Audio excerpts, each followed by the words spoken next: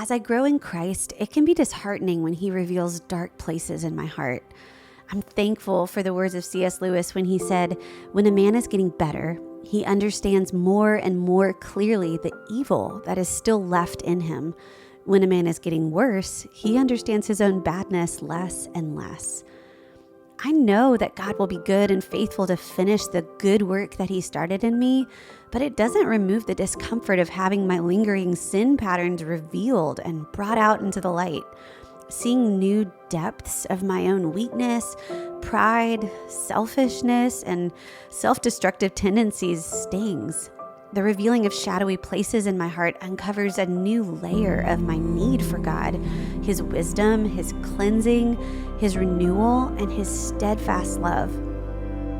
Times like these can lead me to despair, shame, and hopelessness. I get so fed up with myself that I start to think God might feel that way too. But as I struggle to hold on to God in faith, he is always faithful to show me that he is the one who's holding on to me. A few years ago, on the heels of a difficult week, God was at work in my heart and led me to the truth that I needed to hear.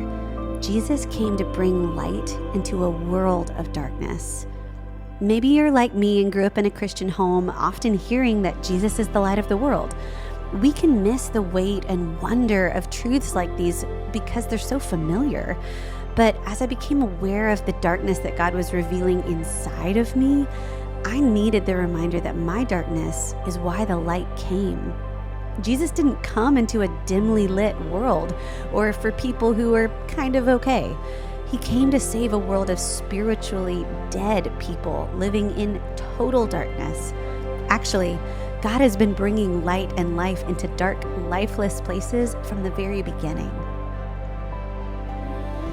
The Gospel of John says that Jesus, who was with God in the beginning and through whom all things were made, was the one who spoke light and life into the darkness and created everything out of nothing.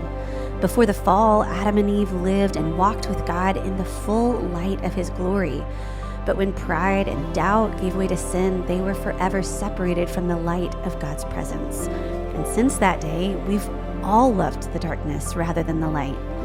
Ephesians 5:8 says, "We were not only walking in darkness, we were darkness." Our light had gone out and we had no resources from within to rekindle it. But at just the right time, Jesus, the light and the life of men, arrived to reveal the full light of God's glory and to give his life so that we could have life forever in him. 2 Corinthians 4:16 says it this way, "For God, who said, 'Let light shine out of darkness,' has shone in our hearts to give the light of the knowledge of God's glory in the face of Jesus Christ." Friend, the reality of the gospel is so much better than we deserve or could have ever imagined. No sin is too great, and no darkness, past, present, or future, can ever overcome the life-giving light of the world. Let's look to the Son in all of our need with the empty hands of faith again and again.